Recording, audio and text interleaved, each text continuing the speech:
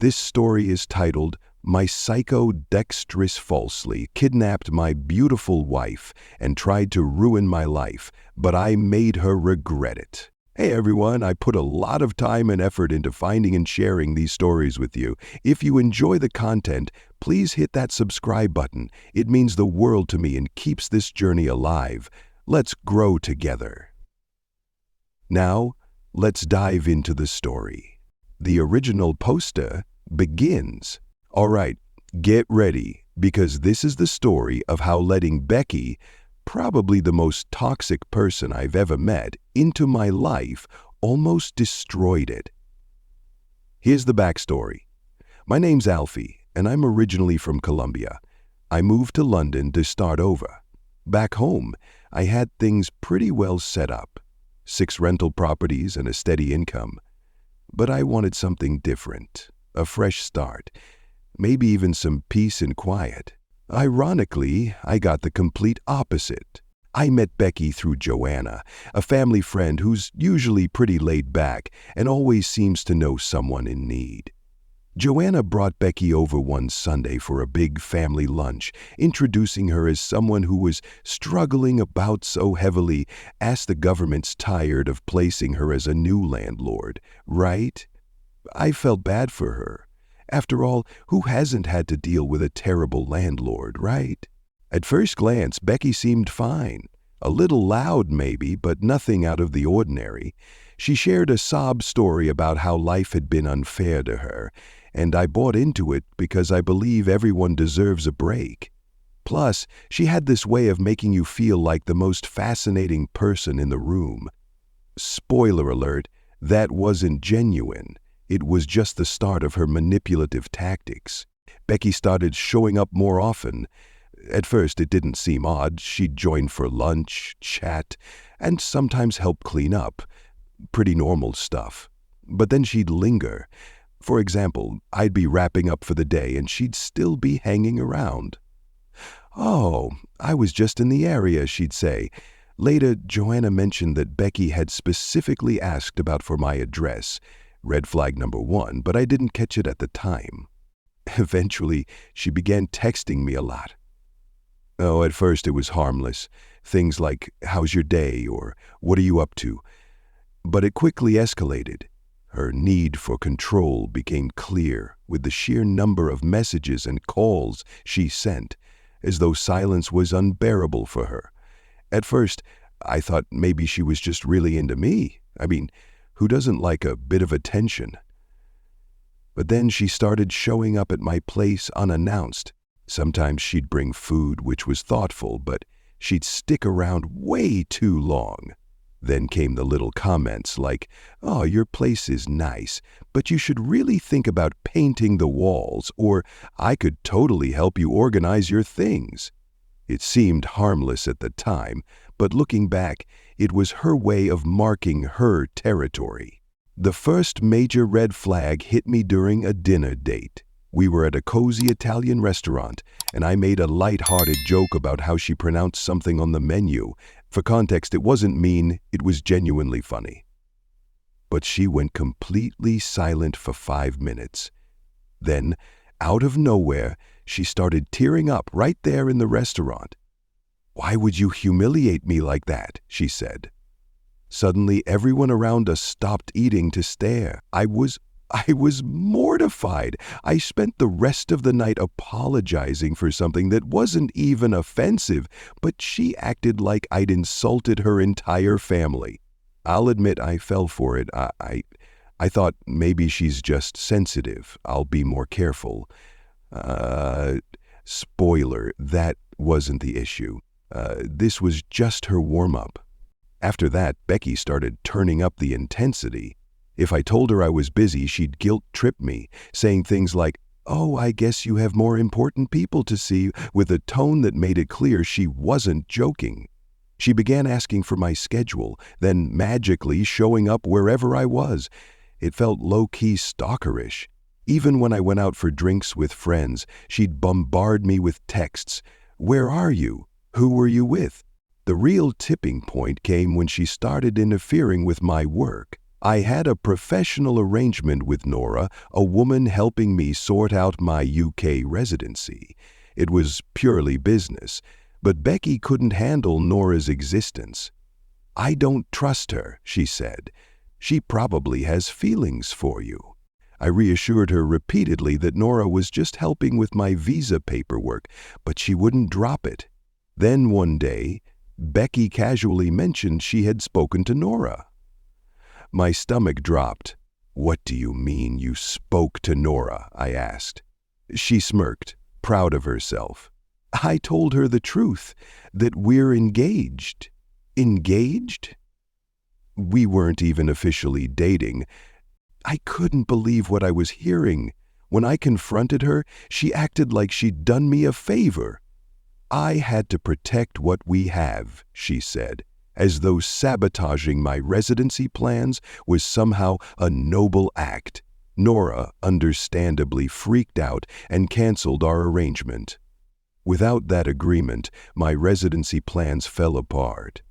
Becky didn't care. When I tried to explain how much damage she'd caused, she flipped it back on me. "Why are you mad at me?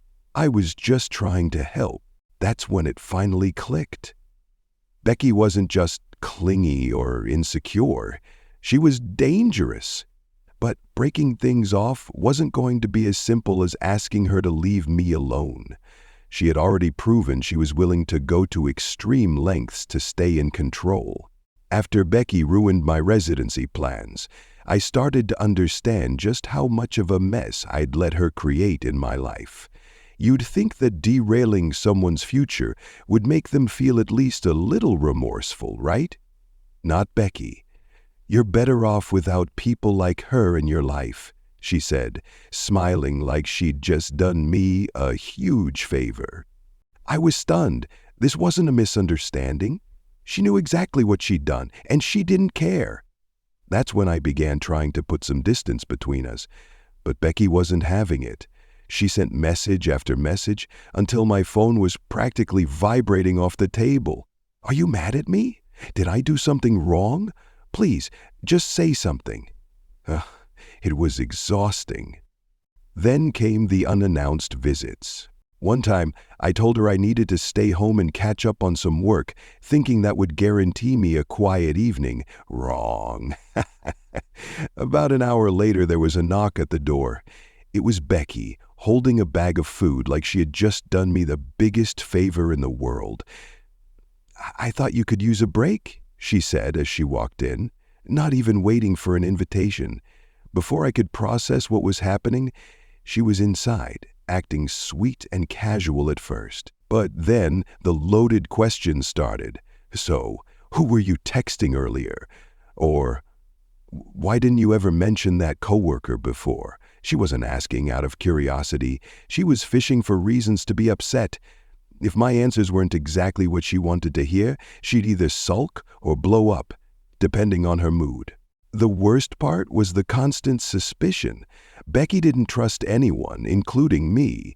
If my phone buzzed, her eyes would dart to the screen faster than I could pick it up. Once, she saw a text from my brother and immediately started interrogating me. "Why didn't you tell me you were meeting him? Are you hiding something?"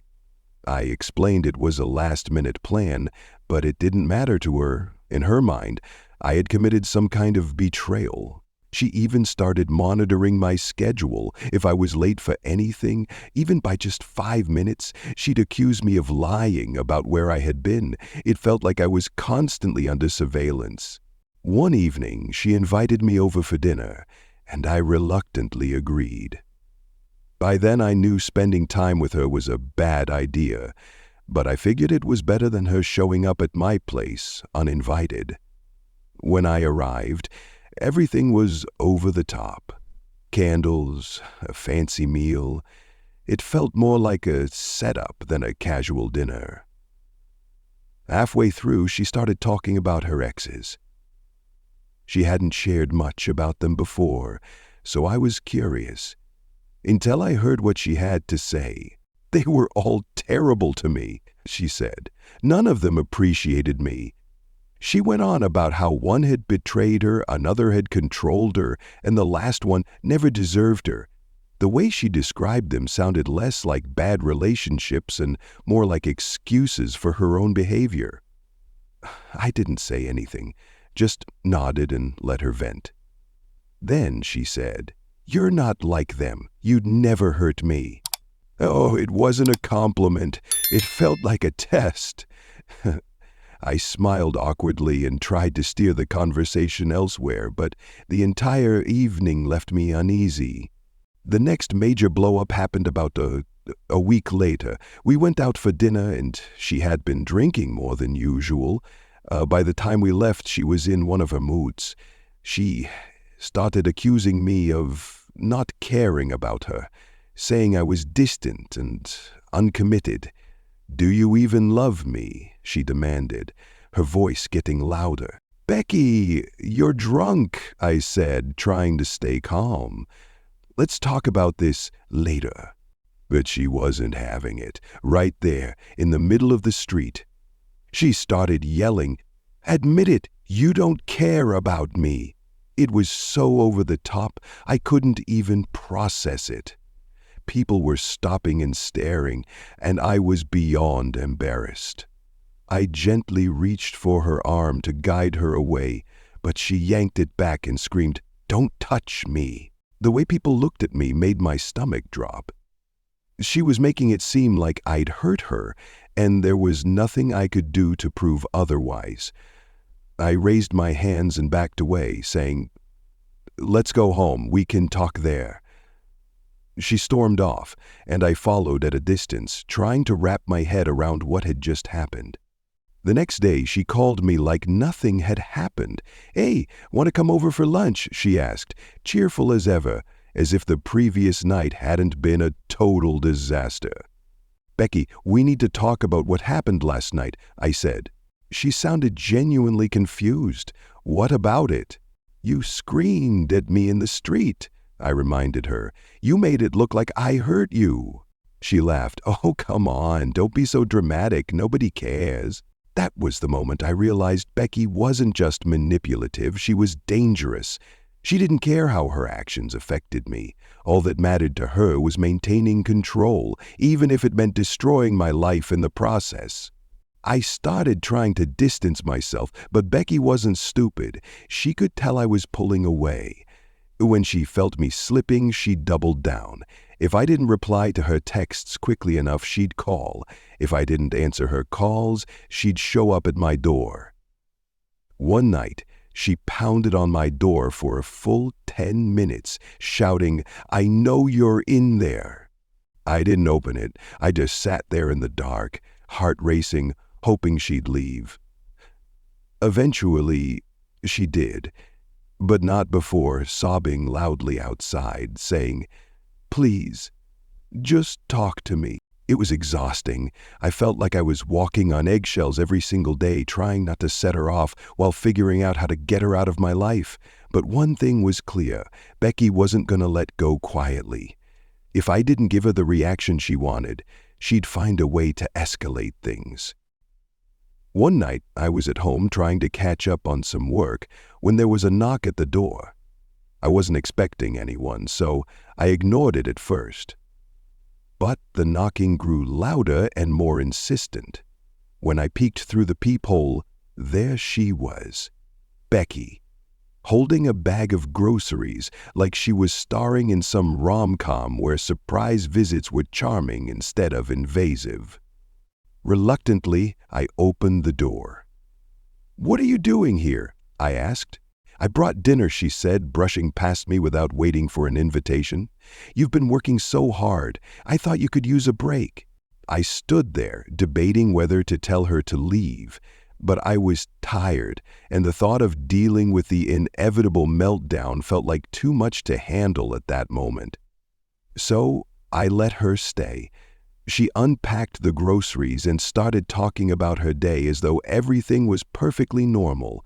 I barely said a word, hoping she'd take the hint, but Becky never took hints. After dinner, she brought up a coworker I'd mentioned weeks ago. "So, how's that woman from work?" she asked casually, though it was anything but casual. She's fine, I said, keeping my answer as short as possible. Just fine. You haven't mentioned her in a while. There's nothing to mention, I replied, already exhausted by the conversation. She nodded slowly, her tone shifting. You know, it's strange that you didn't mention her again. Makes me wonder what you're hiding. I didn't respond because I knew anything I said would only fuel her paranoia. Instead, I changed the topic and waited for her to leave. The next day she called while I was at work. Since I was busy, I didn't pick up. By the time I finished, my phone was flooded with missed calls and messages. Why aren't you answering? Is something wrong? Are you mad at me? It was a wall of increasingly frantic texts, each more desperate than the last. When I finally called her back, she immediately went on the attack. Why didn't you answer me? Do you have any idea how worried I was? I was at work, Becky, I said, keeping my voice as steady as possible. I couldn't answer. That's not an excuse, she snapped. You could have at least sent a quick text. I took a deep breath and tried to reason with her, but it was useless. She didn't want to understand. She wanted control. By the end of the call, I was too drained to even feel angry. I hung up and promised myself I'd figure out how to end this. The breaking point came a few days later when she invited me over for what she called a serious talk. I knew it wasn't going to be good, but I went anyway to avoid her showing up unannounced at my place. As soon as I sat down, she launched into it. I feel like you're not putting in enough effort, she said. You're distant. You don't seem excited to see me anymore. I tried to stay calm. Becky, I've been busy. It's not that I don't care. I just have a lot on my plate. She didn't like that. You always have an excuse, she retorted. If you really cared, you'd make time for me. I started to push back, explaining that I couldn't drop everything for her all the time, but that only escalated things. She began shouting, listing all the ways she thought I'd let her down. I've been there for you when no one else was. I've given you everything, and this is how you repay me? At that moment, I'd had enough. Becky, I think I should leave, I said, standing up. Oh, so now you're running away? She yelled. That's what cowards do. Without another word, I walked out, feeling like I'd just survived a hurricane. But I knew it wasn't over. Sure enough, the next night she showed up at my door. She pounded on it for what felt like an eternity, yelling for me to let her in. Alfie, I know you're in there. Please, just talk to me. I didn't respond. I sat silently in the dark, hoping she'd go away. Eventually she did. But not before screaming, "You'll regret this, Alfie! You'll regret it!" In that moment, I realized Becky wasn't going to go quietly. She was determined to stay in my life, no matter how much chaos she caused. I knew I had to find a way to stop her before things spiraled even further out of control. Let me tell you something. Becky severely underestimated me. Becky's day of reckoning. Becky genuinely thought she had me beat. She believed she could bulldoze through my life, ruin my reputation, and walk away unscathed. What she didn't understand is that I'm not the kind of person you can destroy without consequences. If she wanted a fight, I was ready, and I wasn't going to stop until she regretted every decision she'd made. The first step was gathering everything, and I mean everything. I went through all her texts, the manipulative ones, the accusatory ones, and the ones where she alternated between professing love and making threats in the same breath. I saved voicemails where she ranted like a madwoman, emails where she twisted the truth, and screenshots of her picking fights over nothing. You know the type. Why didn't you reply in 5 minutes? Are you with someone else? This time, I wasn't ignoring her chaos. I was building a case. The file grew quickly. Every time she sent me another long, self-pitying message, I saved it. Whenever she tried to guilt-trip me into seeing her, I added it to the pile. Even the passive-aggressive comments she left about me to mutual friends went into my collection. She had no idea she was handing me the tools. Take her down.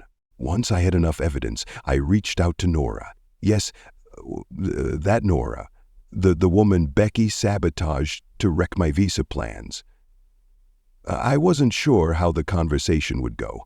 Would Nora even believe me after everything Becky had told her? To my surprise, Nora wasn't just sympathetic. She was furious. It turned out Becky had been harassing her too, calling her names like fraud and homewrecker and blaming her for issues that had nothing to do with her. Nora didn't just agree to back me up. She offered to provide a full statement detailing everything Becky had done. For the first time in months, I felt the power shift. Becky had spent so long making me feel trapped in her twisted world, but now I was the one taking control. And it felt amazing. With Nora's support, I knew it was time to involve the police. I didn't go in with the sob story. I walked in armed with a mountain of evidence. I filed a formal counter-complaint against Becky for harassment, defamation, and false accusations. The reaction from the officers was priceless. Becky had painted herself as this helpless victim, but the sheer volume of proof I had made it clear who the real problem was. The police didn't just listen. They started taking action. But I wasn't done yet. Becky had spent months bragging about her job, acting like it was the highlight of her life. What she didn't know was that I'd quietly gathered dirt on her. She'd lied to her employer about her legal status, and her drinking habits were an open secret in certain circles. With the help of my lawyer, I compiled an anonymous report and sent it directly to her boss. I didn't just include the lies. I attached screenshots of her bad-mouthing coworkers, skipping shifts, and showing up to work hungover. Within weeks, Becky was fired. At that point, I could have stopped. I'd cleared my name and Becky's life was already unraveling. But I wasn't satisfied. I thought about all the other people she'd hurt before me. So, I reached out to Danny, her ex. The moment I mentioned Becky, he laughed. "What'd she do this time?" he asked. It didn't take much to get Danny talking. He told me all about the stunts she'd pulled with him, accusations, manipulations, non-stop drama, until he finally cut her off. "She's been doing this crap for years," he said. He said it's about time someone held her accountable. But I didn't stop with Danny. I also reached out to some of Becky's estranged family members. It turned out that Becky had a long history of burning bridges. One by one, they shared stories about how she had lied, cheated, or manipulated her way into their lives, only to leave them to deal with the aftermath.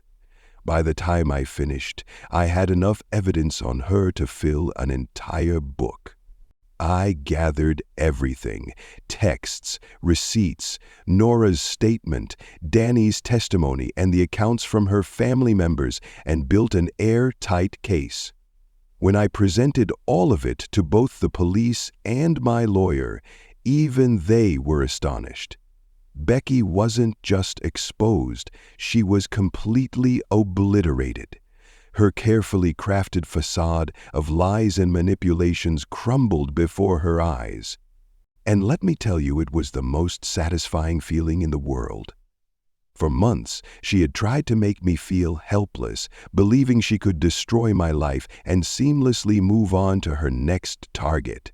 But now, Becky was the one watching her world disintegrate, piece by piece.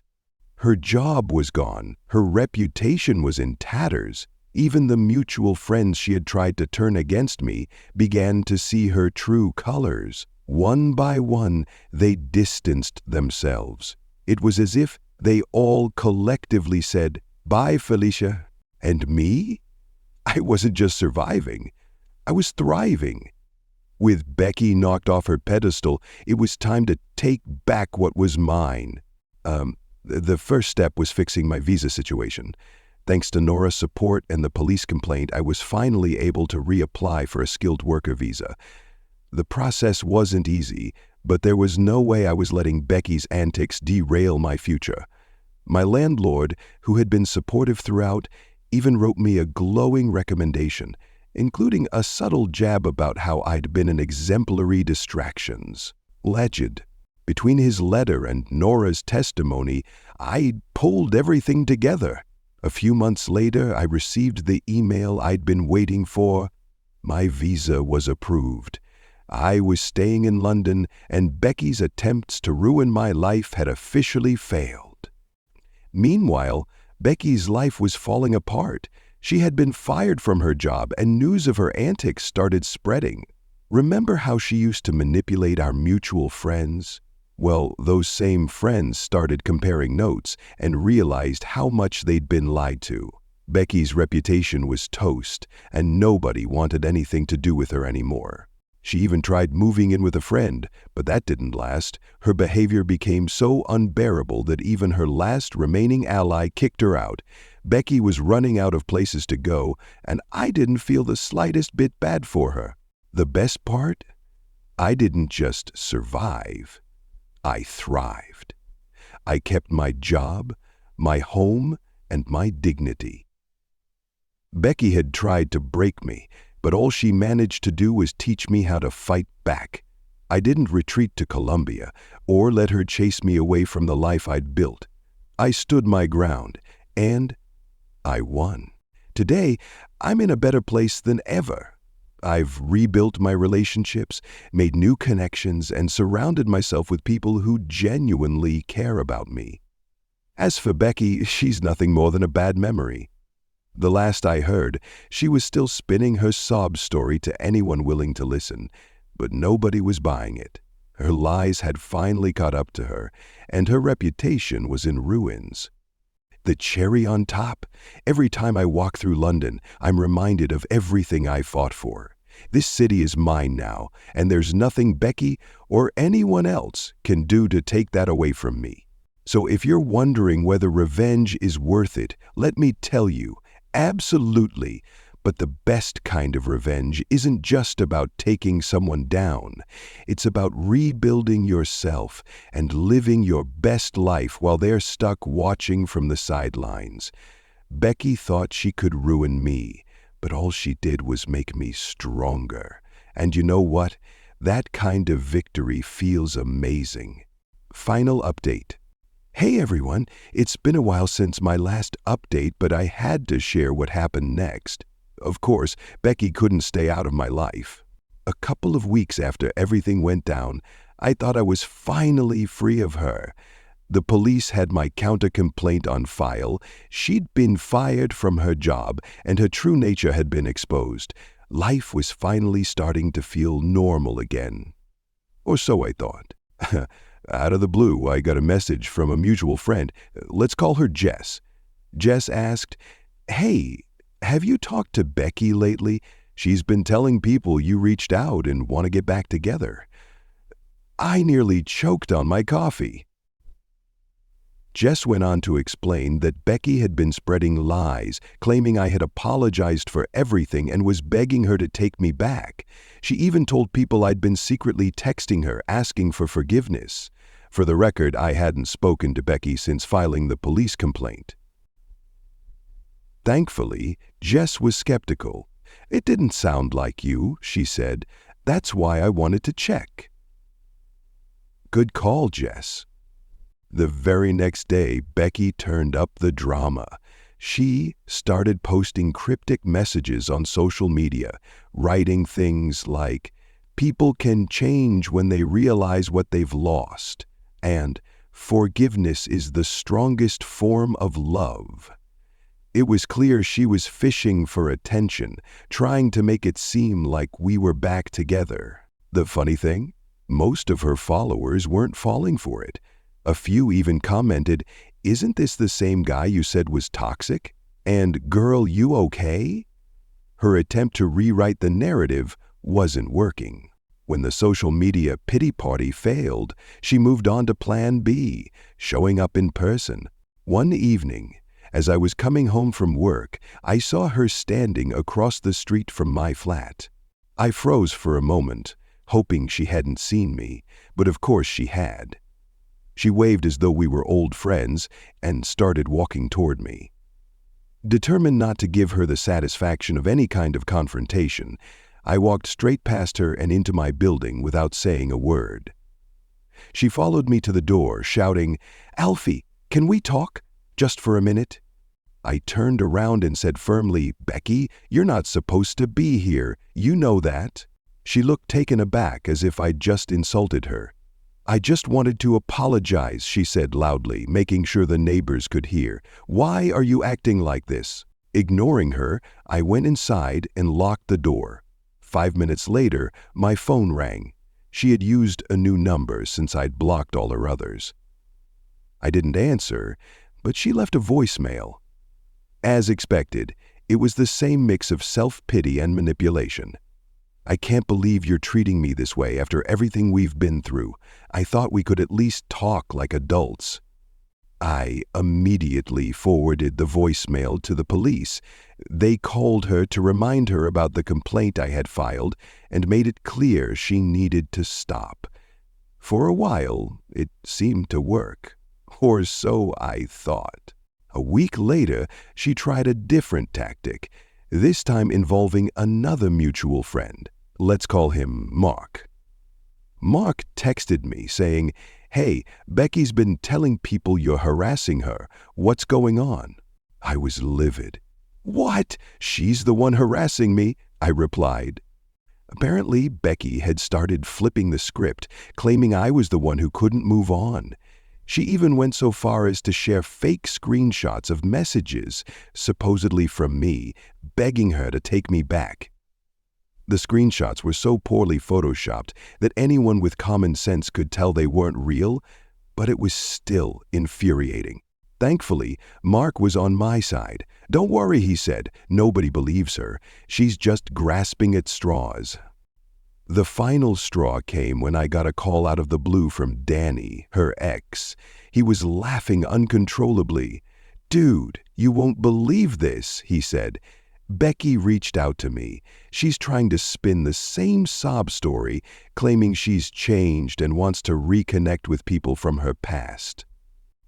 Danny saw right through it. "I told her to lose my number," he said, still chuckling. But man, she's persistent. Good luck dealing with that." That was when I decided to take one final step to shut her down for good. I posted a simple but clear message on my social media. "For anyone who's heard rumors about me and Becky, no, we are not in contact. No, I have not reached out. And no, I will not tolerate any more lies. The truth always wins." The response was overwhelmingly positive. People messaged me to say they were glad I had spoken up, and a few even sent screenshots of Becky trying to stir up more drama. It felt like the final nail in the coffin of her desperate attempts to remain part of my life. Since then, Becky has been quiet, at least as far as I know. Maybe she finally got the message. Or maybe she's moved on to her next victim. Either way, I'm done wasting my energy on her. I've moved forward, and life is better than ever. My career is back on track. My social circle is stronger than it's been in years, and I finally found some peace.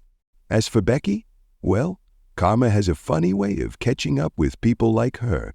Honestly, watching her self-destruct was the best closure I could have hoped for.